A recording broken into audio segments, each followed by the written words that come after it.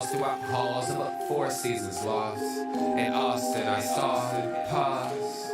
My eyes crawled to a table. Paralyzed by pairwise dice, then attend to this heaven slice of an angel wrapped in skin. Throw dice and woes of life. Love deprived, look at her vibe. What's the meaning of life? One subjective paradise. Crystal chandeliers, moments reflected. Often mirrors appear clear, grinning from ear to ear.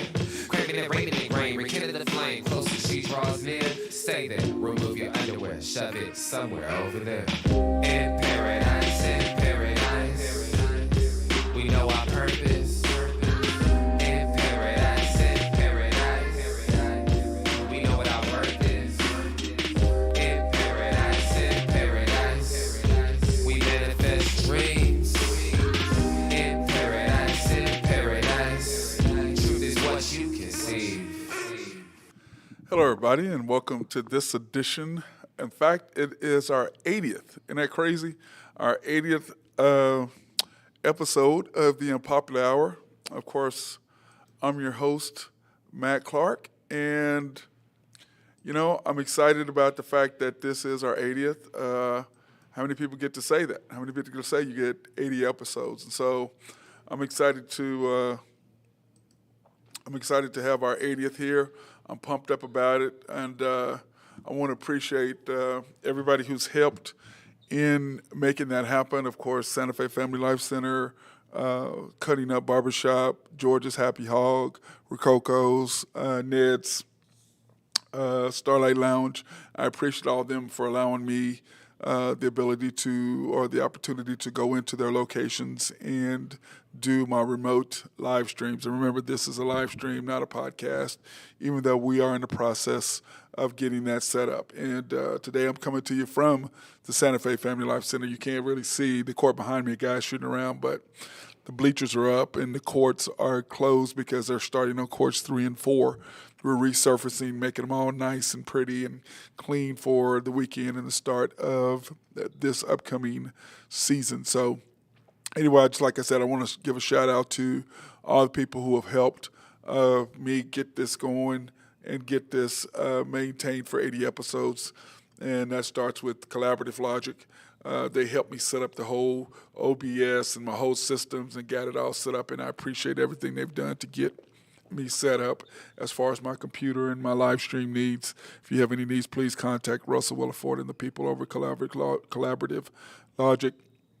SRB, and my guy Mark Long, who's helped me get this thing started, saying, hey, believed in me and said, hey, Matt, it's something that you should do. And I appreciate him. But if you got any engineering, surveying, or planning, those are the people that you need to talk to at SRB. And then, of course, Oak Grove Trucking. If you have anything you need to be hauled off as far as rocks and extra dirt, my guy Jose Fierro over at Oak Grove with his dump trucks can get that done. And last but not least, NAFCO, my guys, Greg and Max Nafee over there. I appreciate all of the support they've given me over the years and everything we've done. And plus, most importantly, I'd like to thank YNB, family owned and operated since 1912, the bank that makes things happen. You can pre-qualify online at www.ynbok.com. That's www.ynbok.com. If it were not for them, we would not be in the George's Happy Hog, nor cutting up or hanging out. And we went to Cat's Tavern as well, women-owned business. So YNB has been very instrumental in sponsoring us for us to go out into the minority, women, and black-owned businesses throughout Oklahoma City to promote their companies as well as what I'm doing here on the Unpopular Hour. And basically give you a background, what basically happened and how it all got started is I was talking to some friends, my guy Randy Wright and Mark Long. We were talking about doing different sports, and they're like, well, why don't you do something? I was like, man, radio is not my deal. I don't really want to do it. I don't really like my voice. And so we started going to Thunder games. And so people were asking me, hey, what do you think about the Thunder? What do you think about the Thunder? And so Mark and I and we're sitting there having cocktails, and he was like, hey, man, why don't you just do a show? And after every Thunder game, just give a breakdown analysis, because we were listening to or I was listening to what our people were saying after the Thunder games. I'm like, what are you talking about? That is not what happened at all. And unlike some of the people there, I do believe Oklahoma fans are knowledgeable. I think Oklahoma fans are basketball knowledgeable. They understand the game. And I thought it was a disservice for them to say the things they were saying because, I mean, it messed with my intelligence. I'm like, that is not what happened. That is not true. So, I got talked into doing After the Storm, in which we talk about after the storm is a Thunder post-game analysis. And after every Thunder game, I was doing analysis, and then that fell into doing a daily show called The Unpopular Hour. So that's how we got here. And like I said, I want to thank all those people and all you guys for watching and supporting me and giving me likes, and people going to YouTube and searching The Unpopular Hours - Matt Clark and subscribing and liking the videos. And please, by all means, go do that. And I've had tons of people, while we're out doing remotes, hey, man, how do I see the show? How do I this? How do I that? So we're in the process of getting some business cards made so that you can get those, so that you can find out how to access the show. But anyway, our 80th episode today coming to you from Santa Fe Family Life Center. And like I said, I appreciate what they're doing here at Santa Fe, 6300 North Santa Fe Avenue. You can call for information at 405-840-1817. That's 405-840-1817. Fitness membership starting at $34.99. You can contact us at www.sfflc.com. That's SFFLC, which is Santa Fe Family Life Center.com. And our fall league begins September 9th. Deadline is the 2nd, which is in a couple of weeks, I do believe. And you can contact, of course, we have boys and girls, 8-game seasons, 1st through 8th grade. You can contact and sign up officially at sfflc.com/basketball, or you can call us at 405-840-1817, or you can contact Gary directly at 405-476-5072. And then, of course, we do have the adaptive membership starting at $9.99 for those of you in wheelchairs in our complex. We have all kinds of classes and stuff for kids that are in wheelchairs, also adults. So if you get in a wheelchair but you still want to be active, this is the location for all that to happen. And I do highly recommend that. In fact, a couple years ago we did a fundraiser, and I'm thinking about doing another one. We did it at Cat's Tavern, and what I basically was doing a deal and raising money on how much money we could raise. I was going to take a pie in the face. And so originally it was just me and two other employees here at Santa Fe. And so we were just kind of see who could raise the most money. Well, I was down, and one of the guys who's no longer here, he was talking trash to me, and I was down $300. I'm like, man, $300 is nothing. So I got it raised, and so I go into Kat's, and I'm talking about it. So Catherine was like, oh, so a pie in the face. Now, how much is this? So I was telling her blah, blah. She goes, well, we didn't want to do it at Kat's. And I was like, okay, well, she goes, what if it's an OU pie in the face? I said, well, OU pie in the face has got to be at least $1,500 raised. And so we're going, and it was right at, I think it was $1,290 or something like that. And I was feeling pretty good to myself, and I was with my boy, Blake Stacy. We were having some cocktails. I think we had went to Michael's Grill that night or something. I forget, whatever it was. And so we were having some cocktails, and I was like, yeah, midnight is almost here. I'm going to win this bet. I'm not going to get an OU pie in the face. And those that Blake Stacy is an OU fan, and then is an alumnus. So next thing I know, I pull it up at 12:01. I'm at $1,500. My good friend went ahead and donated $210 to make sure that I got the OU pie in the face. So anyway, Kat was all excited, so we started talking. And she's like, well, what if we do 2 OU pies? I said, well, it's got to be $2,500. I'm not doing less than $2,500. So I said, but you only have 3 days to do it. So she got on the phone, she contacted everybody, and next thing I know, I've got an OU pie in the face, and it only ended. I think we ended up raising 2,200. I think it's what it was. It was 2,200, and so we ended up raising for the kids in the wheelchairs, and yeah, exciting. Yeah, yeah, big old pie in the face, big old OU pie in the face. Good times. So I think we may do something else like that to raise money again this year. I'm thinking about doing it, making a fundraising goal. If we do it at the Cats again, where she thoroughly enjoyed putting that pie in my face. Trust me, she enjoyed it, and all the OU fans enjoyed having the pie put in my face. If I had to hear that stupid song "Boomer Sooner" one more time, I was going to throw up. Oh man, I digress. But anyway, let's get on with the show today. We've got a lot to talk about. It's been a lot going on. We're going to start out with NFL news. Of course, the Ravens, they stay undefeated in preseason, winning their 22nd in a row. Isn't that crazy? In preseason games. That just blows me away that they've won that many games in a row. 22 in a row, undefeated since 2016, I believe, is the last time they lost a preseason game.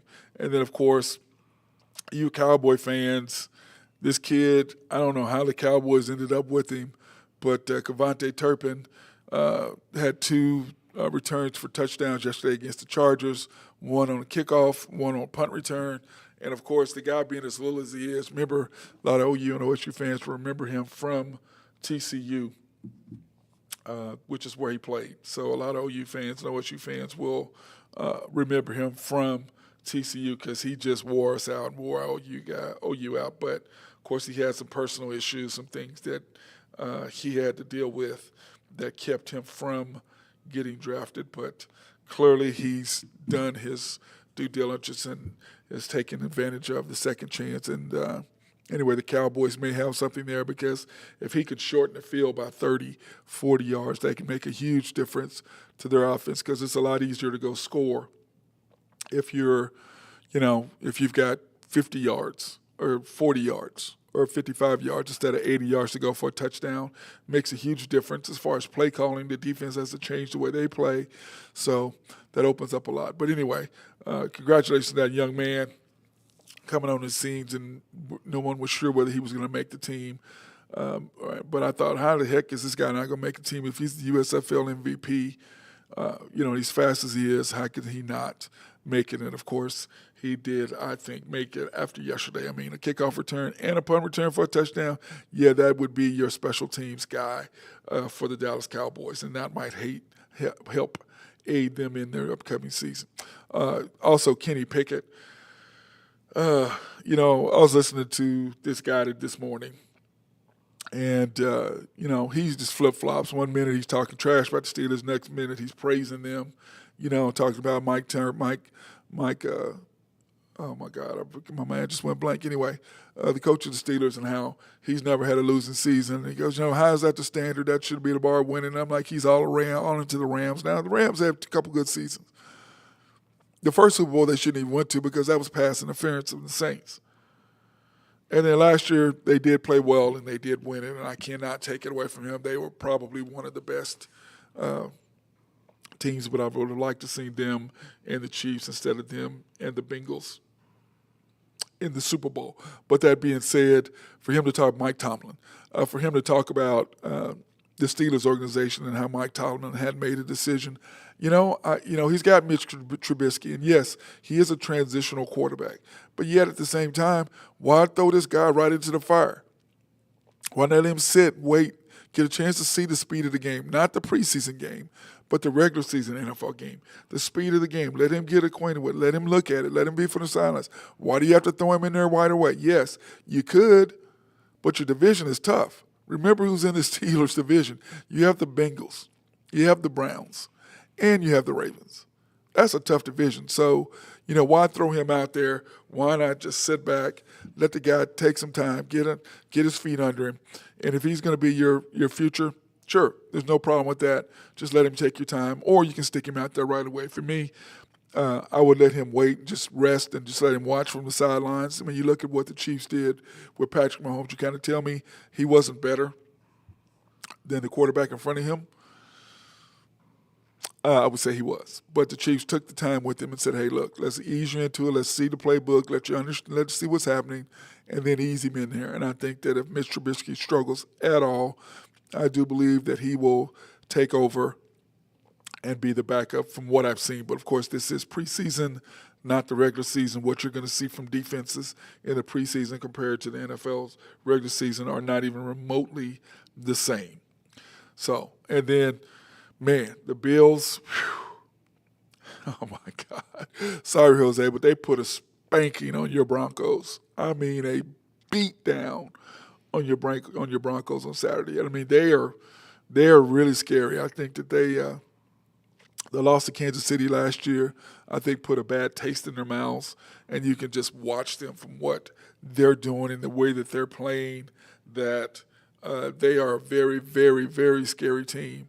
But what I think is funny is that a few years ago when Patrick Mahomes beat Tom Brady and the Chiefs asked for the rule change, the Buffalo Bills said no. They voted no against the rule change. Really? So you don't want to deal with both teams get the ball? No. Oh, why? Because, it was Tom Brady winning. Now that you're on the other side of it, now all of a sudden the NFL changes the rules. Now, why are you changing it? You wouldn't change it when Patrick Mahomes beat Tom Brady. When Tom Brady beat Patrick Mahomes, you wouldn't change it. But when Patrick Mahomes beats Josh Allen, you change it. Food for thought. I think it's just kind of funny how that happened. I think it's kind of funny that the Buffalo Bills, when it happened to them, all of a sudden they want to change the rules when they pretty much had a chance to do it, and they did not take advantage of it. So now let's get into some fun stuff. Let's talk, since we're talking about football. Now we went over the quarterbacks, we went over running back, we went over offensive line, we've gone over defensive line, and we've gone over quarterbacks as far as the tiers. The only two tiers that we have left are linebackers and safeties. And we'll talk about linebackers today, and we'll talk about safeties tomorrow, and then we'll be done with the NFL tiers. And then also we're going to talk about the AFC South, which, of course, I couldn't remember yet. Was it Thursday or whatever? I could not think of who it was. The Titans, the Jaguars. Here it is, the Titans, the Jaguars, the Texans, the Titans, and the Colts. And, of course, we will be talking about all four of these, and we have picked the Titans to win this division in our predictions, our preseason predictions. We had picked the Titans to win this division. So we'll go over the schedule for the Titans, and and the Colts today. And after our break, we will come back and go over the Titans and Colts schedule and give our breakdown of what we think, or what I think that the schedule will dictate. But that being said, here are the top linebacker tiers. And I know my guy Drew Henthorn of HuskerDrewPicks.com is going to be all excited because his boy Micah Parsons is Tier 3. But anyway, Tier 1 is the elite few. Fred Warner, who has just been, it's number 54. He's just a monster in the middle, and has been for year after year after year for the 49ers, just anchoring their defense. Darius Leonard of the Colts, whom I just really, really like. I like that kid, and that man, and he's just a monster in the middle. All four of these guys. Demario Davis for the Saints, Kendricks for the Vikings. All of these anchor their defense. They allow you to do things, to get away with a bunch of things, because these guys can cover, and they can just stop the run. And that's the key. That's the difference between being elite and non-elite. Can you cover? Can you stop the run and stay on the field and cover? And I think that's what the Chiefs are starting to blend into with Bolton and Gay. They are starting to get into that point where they can keep those guys on the field for run and defense, because they are so fast of foot. They can go sideline to sideline, and it makes a huge difference. But these four right here are on another level as far as being able to stop the run up the middle and chase you down sideline to sideline. Definitely Fred Warner is the best of the group. Darius Leonard, I think this is probably I don't disagree with the order that they have on as far as these particular guys and the way this is lined up. I have zero issues with Fred Warner, Leonard, Davis, and Kendrick. Now, the aging elite, see, when you're in a hurry, you forget to spell ELITE for aging elite. Not elite, no E. Anyway, you got Bobby Wagner of the Rams and Levante David of the Bucks. I think, man, you could throw those two up there. Bobby Wagner's probably slipping a little bit. The Cowboys, I still can't believe missed out on this guy. They really needed somebody in the middle. I could just imagine him and Micah Parsons with each other. What a players that would be. But, of course, Bobby Wagner plays for the Rams, shoring up what they already have defensively, which is just, man, oof. And we will be doing the AFC West this week because we have to go to Cutting Up Barbershop, and we have two 49er fans there at the shop. So we will be doing and going over their schedule on Friday and just kind of see how that's going to turn out. I think it's going to be quite funny. Or maybe we'll do it Thursday. I don't know. We'll see. And then, of course, Tier 3, whatever he is, Micah Parsons. And I cannot agree. I mean, what is he? Is he a defensive end? Is he a linebacker? Is he a rush edge? What is he? His strong safety? What is he? And I think he's that one true Swiss Army knife that you can just put him anywhere you really want to. He can be down. He can be a down lineman. He can get in the three-point stance. He can stand up. He can rush the edge. He blitzes well. He seems to see the field really, really well. And, of course, the older he gets, the more he'll be able to read the quarterbacks and be able to study and read offenses and know exactly what they're going to do and what they're not going to do, which, of course, is what separates him from these other guys up here, is that one simple thing, is that how they separate the elite few and the aging elite from him. And I think that those guys up there, especially Fred Warner and Bobby Wagner, I believe read defenses really, really well, because you remember Bobby was the main shot caller for the Seattle Seahawks forever and ever and ever. But the Seahawks were ready to get rid of everybody. They got rid of Russell, and then they got rid of Bobby. So they were done, and they were ready to move on from what they were doing to something different, which, whatever floats your boat, whatever you need to get you by, that's exactly what they're doing. And clearly the Seattle Seahawks are tanking for one of the upcoming NFL quarterbacks, and there are some good ones. And we'll talk about that too right before the college season.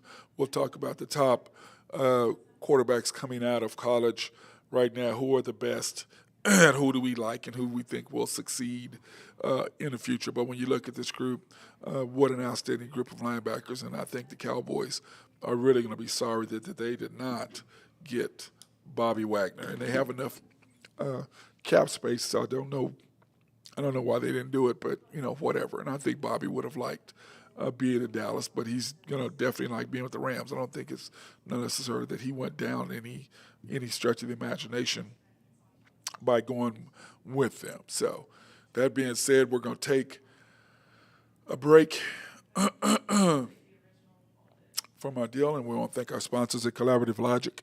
If you have any IT needs as far as computers, networking, anything like that, these are the people that you need to contact. That's Collaborative Logic.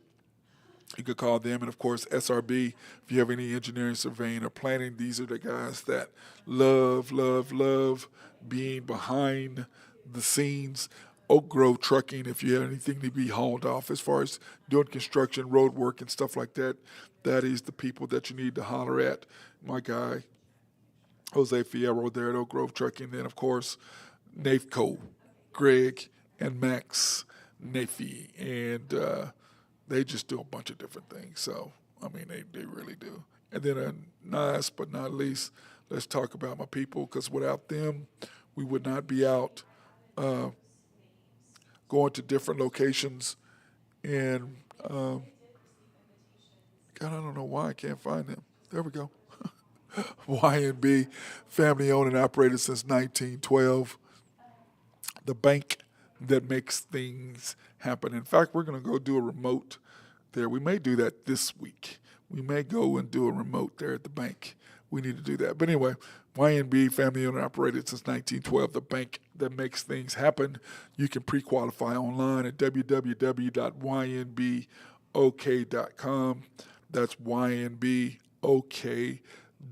If you have any needs for a car, or you want to refinance, or you're looking to do some construction loans or building neighborhoods, those are the people that you need to talk to, and we want to appreciate all their help as far as us going out in minority, women, and black-owned businesses in the Oklahoma City area, giving them some love and promoting their businesses throughout the city, which I think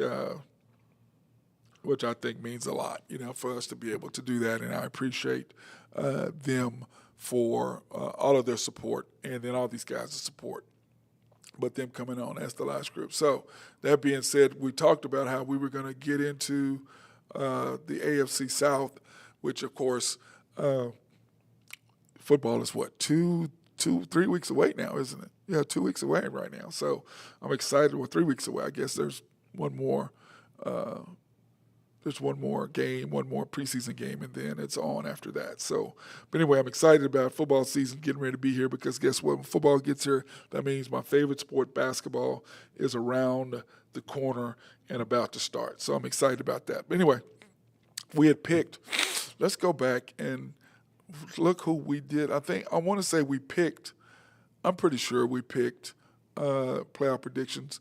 Yes, we picked the Titans. That's what I thought. We had picked the Titans to win the AFC South. I think the Colts are going to definitely give them a run for their money, but it depends on what Matty Ice does. Matt Ryan, of course, the former quarterback for the Atlanta Falcons. It's going to be interesting to see what he does with the Colts, because they've got an outstanding running game. Great offensive line, one of the top offensive lines, one of the best running backs in the business, Jonathan Taylor. So it's going to be really interesting to see what happens with him. We got a good receiving core and a very, very good defense. So he is loaded, and the last time he was loaded, he got a chance to go to the Super Bowl. And, of course, they blew that lead to the New England Patriots, largest comeback ever, which still, while he still Kyle Shanahan, why you didn't run the football, I burn up clock. All right. I have no idea why you didn't do that. But anyways, that's a story to be told sometime later. So that being said, we're going to break up the schedules for these two teams, because part of what we're trying to do here is just go through it and go, okay, here are the teams, here are the schedules, this is what they're doing. So here are the teams, here are the schedules, and we're going to start off with Titans. Now, I have the Titans at 12-5. I have them home going against the Giants right off the bat, which I think they can get a W there. The Bills away as an L. The Raiders, I think it's going to be a very good game, but I give them a win. They should win that. They're playing at home. The Colts away, I think that's an L. Commanders away, that's a win. Colts at home, that should be a win. So they should be 4-2.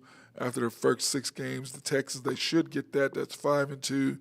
The Chiefs, 5-3. The Broncos, 6-3. Packers away, 6-4. Yes. Bengals home. You should be able to get the W at the house. 7-4. Because I think the Bengals are going to have a little bit of a hangover. Eagles away. That one kind of got me. I still think they'll get that because their running game. Jaguars at home, that's a win. Chargers away, that's a L. And then, of course, the last 3 to make them 12-5, the Texans, Cowboys, and Jaguars. I think they get all of those games, especially getting the Cowboys and the Texans at home. I think they get that done, because I think the big boy will be running for damn near 2,000 yards at that point. And so I don't see anything happening or anything different, but I predict them being 12-5. And then, of course, I have the Colts at 11-6. And, because, I look at both teams. I'll go through their schedules, and I go, Texans, that should be a W. Jaguars, a W. Chiefs, a loss. Titans at home, you got to win. You got to win your home games. I think they beat the Broncos early. They beat the Jaguars. They lose to the Titans. Win that win the next one, lose to the Raiders, beat the Eagles. I think at that point the Steelers, I think they'll beat them. The Cowboys away, I think the Cowboys get that. The Vikings away, I think they get that one, and they lose to the Chargers for 5. And they lose to the Vikings, lose to the Chargers, and then win the last 2 to go 11-6. I don't think they beat the Vikings away, and I don't think they can beat the Chargers late in the season unless the Chargers are not kicking field goals once again. And so hopefully the coach has learned his lesson about kicking field goals. Please, please, please kick field goals. You're there right there late. You got to get that done. I don't understand him. I don't understand how you don't kick field goals. I really don't. I go and I look at it and I'm going, okay, he goes for it on 4th down and 20. Justin Herbert is a great talent. I agree 100%. I think he's amazing. But you can't go for it every single time. You got to kick field goals. Go get your Justin Tucker or somebody who's close. Go get you somebody. You got to kick field goals. You got to put points on the board, and especially against the Chiefs, especially against the conference that you're in, against the Broncos. And, you got to put points on the board, or Raiders. You got to put points on the board. If you get down there, you got to put points on the board. Now, if you're behind, yeah, I get that, but you got to score. You can't go empty trips without scoring because the teams in your division, they're going to try to go score. Now, you have upgraded your offensive line. You upgrade your defensive line. You're going to be a monster. You've got the best safety probably in football, and Darren James. So you're loaded, San Diego. It's right there for you. So we'll see how they're going to do. But I do have that. If they're the one team that I worry about getting in the playoffs, that would be it. I think the Chiefs are in. I think the Broncos are in. And I think the Raiders are in. But the Chargers are the one team that has the most ability. But I just don't know if they have the coach to get them there because of his philosophy. But as far as talent, oh, my gosh, they are absolutely loaded. Absolutely loaded. And then, of course, they've got the golden child, Justin Herbert, as their quarterback. So we'll see how far his growth is because, as you know, the more the NFL the more tape they get on you, the harder it is for you to get stuff done. So that being said, I look at both of these teams again, and part of what I was seeing is the fact that when you look at both of these schedules, man, they're both tough. They both got some good schedules, but like I said, I do have one team at 12-5, the other one at 11-6. I think the Titans' running game will get them past because I think they're just going to get, and I don't know if I necessarily have more confidence in Ryan Tannehill over Matt Ryan, but I kind of do because of the interception he threw last year. And let's face it, you have home field advantage, and you throw a terrible interception to give the Bengals the chance to go to the Super Bowl. If you don't make that pass, I think you beat them up, especially your quarterback gets sacked 13 times and you lose a game. That's just pathetic. That's just sad. But that being said, I like the schedule. I think both of them are going to be hard to beat. I think both of them are going to be tough outs. But I will give the advantage to the Tennessee Titans over the Colts, and especially coaching-wise, I'm going to give Mike Vrabel the coaching edge in that one. If you have to break me down, that's the way that I'm going to break it down to you. So I think both teams are going to be good. I think it's going to be a great division. This football season is going to be absolutely fantastic. But that's how I break it down. So let's break a transition to I just like college football over pro football. I know a lot of people don't. I just do. It's something about going to a college football game. I don't know. It's just pro football games that everybody from every colleges or whatever, you have your team and you're all together. But it's just something about going to a college football game. It's something about the tailgating and the atmosphere, seeing old friends. It's just something about it. It's like going to Thunder games. It's the same way. The thing that I missed about the Thunder not having games at the end of the year 2 years ago after the All-Star break was because I missed seeing them because it's the only time I saw people. And it's just like college. You haven't seen these people forever. All of a sudden, man, here's a chance. Hey, college football game, let's go. Let's go. Tailgating is fun. And that's part of, everybody gets on me about going to OU. I just go to whoever plays the 6 o'clock game. If OU plays a 6 o'clock game, I will go to it. If OSU plays a 6 o'clock game and I'm off early, I'll go to it. But if I don't get off to 3 from here at Santa Fe, and then, by the time I get done, I get there, it's 4:30, games at 6, tailgating is why I go to the games. I want to tailgate. I want to meet my people. I want to talk some trash, especially in Stillwater. My boy Marco Moro, I want to have some of his mini burgers with the hot links on them, with the cheeseburgers with the hot links on top of. Oh my God, dude! Ooh, my goodness! In fact, I may have to go to Mob Grill and do a remote from Mob Grill because my guy Marco Mero, who's a kicker at Oklahoma State. So anyway, tailgating is where it's at. So when I look at the top 25 and where everybody's at, it is football season. And like I said, college football is my favorite, and I just gave you the reasons why I prefer it over football. Now, Kansas City does have one of the best tailgates, and every city has their tailgates. Kansas City, I think, does have the best ones. Dallas is not too bad, not too shabby, but I prefer to just get straight there, get the limo service or get the whatever service we're going to use, bus, whatever we can do, get there and watch the game and then jump in and leave versus going there and making a whole day out of it. I have done it at the old Texas Stadium, but not at Jerry World or AT&T. I've not done it at the new facility. So that being said, here is the AP Top 25. When you look at it and see who are the top teams in it, of course, shocking, Alabama's number 1. Who knew that was going to happen? Mr. Griping about NIL, I'm griping about this, but yet you still have one of the top recruiting classes, and you're still ranked number 1 with the number 1 quarterback in the country. You have him. So am I feeling sorry for Nick Saban? No, I am not feeling sorry for him at all. Of course, Ohio State, number 2.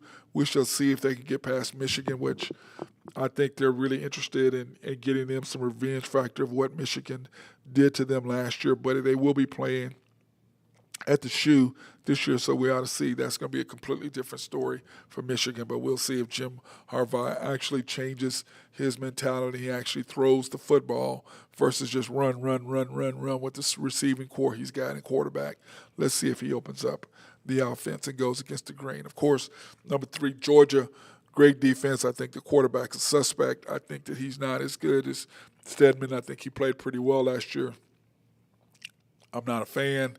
I don't think Georgia gets back. I think they are going to be relegated to 3rd or 4th. I think that's exactly where they should be in the rankings. And, of course, Clemson, when you look at Clemson, they have lost their offensive coordinator and their defensive coordinator.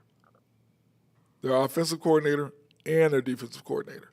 So we shall see if they can respond and rebound from that. I think it's going to be tough for them to be able to do that. Then, of course, number 5, Notre Dame, new coach, same system, same guys there. I think that's a good spot for Notre Dame. The question is, are they going to join the Big Ten at some point, or are they going to stay independent? Because at some point it's going to be one of those deals where they are actually going to have to do something. So I'm interested to see what's going to happen with them.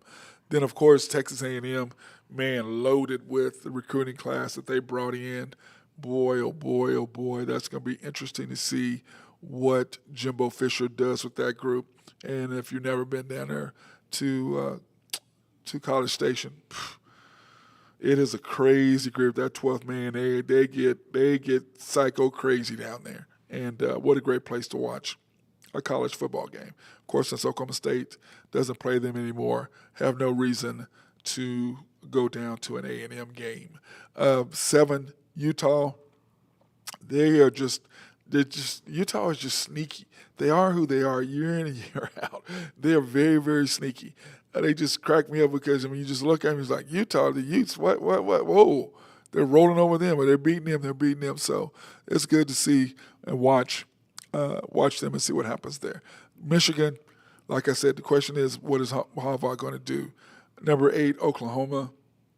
They're the intriguing team for me. I know that they are picked to win the Big 12, but they've lost a lot.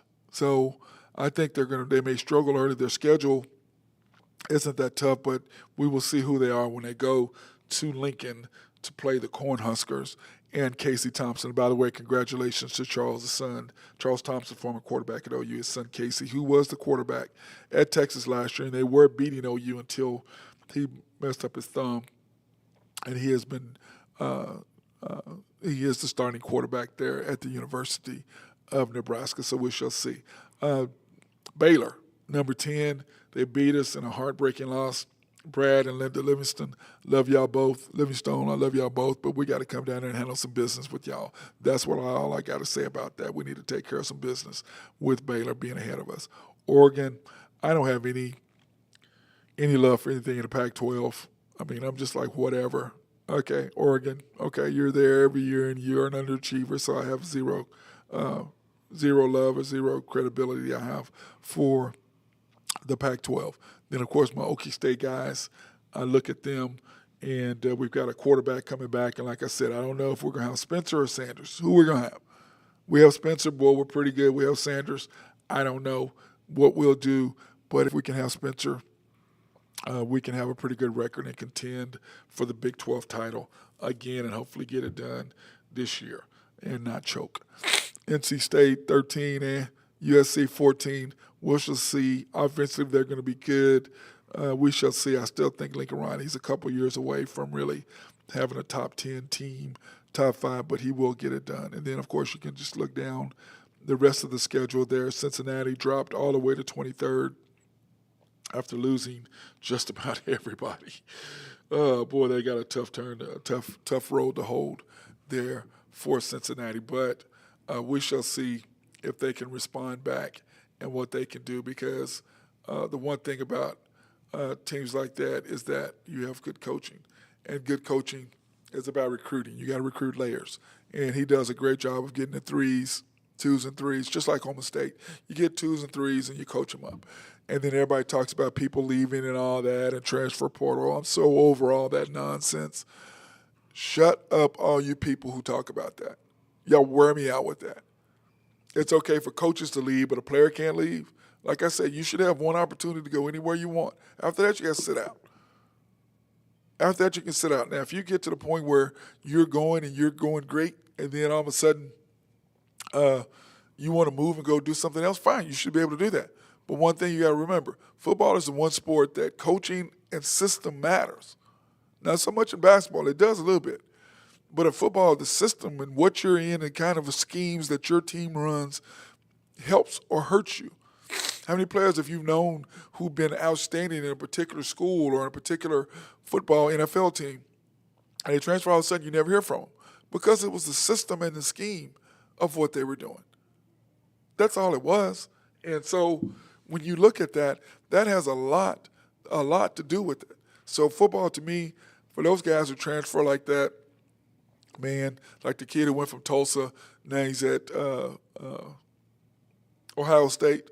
We shall see. Why would you want to go there when you can continue to be a standout at Tulsa and then get a chance to get on the field in the NFL versus going to Ohio State and you got guys you got to compete with and maybe or maybe not get on the field. So I don't know. I think it's a catch-22, but I think people should have the opportunity to do whatever it is that they want to do. If you want to transfer, fine. If you want to stay, fine. Whatever. Have the freedom to get 1 year to go wherever. I don't think anybody, because I think what people don't understand and what alumni, a lot of these sports people don't get, and they just want to be on the side of paper. My deal's not to be on the side of no paper. My deal's not to be on the side. I mean, I'm just telling you the facts. From an athlete, from a former player who had an opportunity to leave his college, to go to a Division I school. And quite frankly, would Arkansas have been a better situation than Oklahoma State? Probably. They were higher ranked. They were a better basketball program at that time, but I helped build what I thought was the foundation of what Oklahoma State basketball ended up being. We were the first ones to have a winning season, and I won all 4 years I was there. Never had a losing season while I played at Oklahoma State. So I don't want to hear about all that before, whatever. All I know is I never lost. We won every year I was there. So I get to me, it's about if you want the opportunity to leave, you should have that opportunity to leave. If you want to stay, stay. That should be that. But you get one. You get one.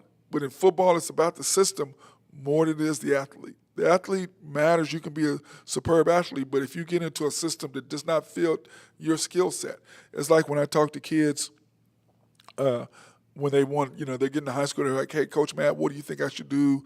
Where do you think I should go? I said, listen, you go to the school and the coach that fits your style of play. That's where you go. You go to the school and the system that fits your style of play, because if you don't, you're going to get lost in the shuffle. You're going to get lost in the shuffle. So make sure that, hey, does it fit with your future plans as far as what you're going to be off the court or off the football field? Because remember, you're going to be done at 30 years old. You're going to be out there in the world. So what do you want to do? Does this school fit your system as far as what you want to do post-sports? Do you like the coach? Do you like the system that he has? Does it make you excel? Does your talent or your abilities excel in that system? Those are things that are important. Not that it's OU or OSU. None of that crap matters. If you're getting a philosophy degree or marketing degree, none of that stuff matters. Getting on the field or on the court matters. Who your coach is matters. But if your coach can leave, why should you stay? Like all these people you got upset about Lincoln Riley leaving and all these players leaving. They didn't go to OU because of OU. They went to OU because of him. And your people I don't know what you are thinking that they were there because of OU. Ridiculous. Nobody cares about OU. They went there because of Lincoln Riley. They left because he left. And I know you OU fans hate to hear that, but just think about this. You got transfers. Kids don't care about the school unless you've been there for 3 to 4 years. Then the school matters. If you're locked in and you're a part of traditions, then that's when the school matters. But when you just get there, you're there for sports. You don't care about the school. You care about the coach. Because I promise you, when Nick Saban leaves Alabama, people don't care. They ain't going to go to school because it's Alabama. I can promise you that. I can promise you that. Boy, I'm on one today. I'm on a tear. I'm on a tear today. Let's get into some Thunder news. Chet Holmgren hurt his ankle in the first minute of the crossover Pro-Am, trying to stop LeBron on a fast break. And all he did was really get in the way. And if you've never been to a Pro-Am, I highly suggest that you go to the Pro-Am. Piggies used to have a great Pro-Am up in Tulsa every year. Man, I'm telling you, Piggies Pro-Am, boy, I'm telling you, it was a beast. It was an absolute beast. And I played in a couple times, and I'm talking you usually have 1 to 2 NBA players per team. And, I'm telling you, it's no joke. It is absolutely no joke. Pro-Ams on that level are a difference maker. And the crossover is one of those. But, my problem is with Chet is, dude, it's the Pro-Am. LeBron's coming down lane, just move out of the way. Because people want to see him dunk. They don't want to see you. Get out of the way and let him dunk. That's why LeBron, when he was going down, if you've watched the video, when he's going down, he's looking at Chet like, okay, let me, I don't want to hurt him. I don't want to run over him. Let me throw up something. But I promise you, if that's in a game and he's coming full speed, he going to dunk on Chet. But in a Pro-Am, he ain't trying to hurt Chet. He ain't trying to hurt himself. He's just, Chet, get the hell out the way and let LeBron dunk. Nobody cares about you. Get out of the way. This is not a competitive thing. This is 135 to 131. This is 120 to 100. This is 150 to 152. It's a scoring deal. It's not about defense. Get the hell out the way. But it is concerning that he hurt his ankle, and hopefully he's going to be okay. And I'm sure Sam Presti wasn't happy when he got the news that he was hurt. So that being said, Chet, in the future, get the hell out. It's a Pro-Am. You don't understand what pro-am. Pro-ams are about scoring. People are there to see dunks. People are there to see trash talking. People are not there to watch you try to get in the way of. You didn't even try to block a shot. You just got in the way. Get the hell out the way. Just move over and let LeBron do some crazy dunk. Let the crowd go crazy. That's what pro-ams are. And if you've never been to one, you should go. But unfortunately, there's just not as many pro-ams because there used to be 2 or 3 around the country that every NBA player pretty much played in one or the other. And then all the good, very good, excellent college players who weren't playing or overseas players, everybody came back to play in the pro-ams. And I'm just going to tell you, it is a lot of trash talking. A lot of trash talking going on. Now, of course, I would never talk trash ever to anyone because everyone knows I'm the sweetest and nicest ever. I don't think anybody believed what I just said. It just came out of my mouth. But, oh, man. But anyway, hope Chet is going to be okay for the upcoming season, which he has plenty of time to rehab. If it is probably just a small sprain, he just turned his ankle. No big deal. Hopefully he can come back. And but anyway, that's one of my worries about Chet is his fragility and his ability to be able to hold up. So in NBA news, here are the power rankings that came out. The Warriors, of course, are number 1. What a shock. Number 2, the Celtics. Number 3, the Bucks. Number 4, the Grizzlies. Number 5, the Suns. Number 6, the Clippers. And when I saw that, I would put the Mavericks ahead of the Clippers. I know everybody's in love with them because of Paul George and Kawhi, but they've only played, 60 games together in 2 years? Something stupid. I don't even think they played that many. So I'm not a big fan of those because they are. It's just kind of like Derek Jeter said in The Captain. It's the Mets. To me, it's the Clippers. I know I'm a Laker fan, so that's probably why I say it that way, but it's the Clippers. The Heat, the Mavericks, the Nuggets, and the Sixers rounded off. And like I said, I would probably put the Mavericks ahead of them. The Grizzlies, I think they're on a mission. I don't know if I'd put Warriors number 1. I'd probably put the Celtics or Bucks number 1. And if the Celtics get KD, I'm definitely going to put them number 1. But I don't think that's going to happen. I think that Sean Marks and they're going to make them play together this year. And but Kyrie only playing 60 games. It's just KD is going to be a wasted person out there. But that's his decision. He's the one that left, and he should have stayed at Golden State, but he did not. So that's something that he has to live with and he has to deal with. And then, of course, the Thunder. Man, when I saw that where we were at, where they put us, I'm like, are you serious? 29th? Thunder 29. You know what's 28? Orlando. Oklahoma State, Oklahoma 29, Oklahoma City Thunder 29, and then, of course, 30, Houston Rockets, the ones who went 1, 2, and 3.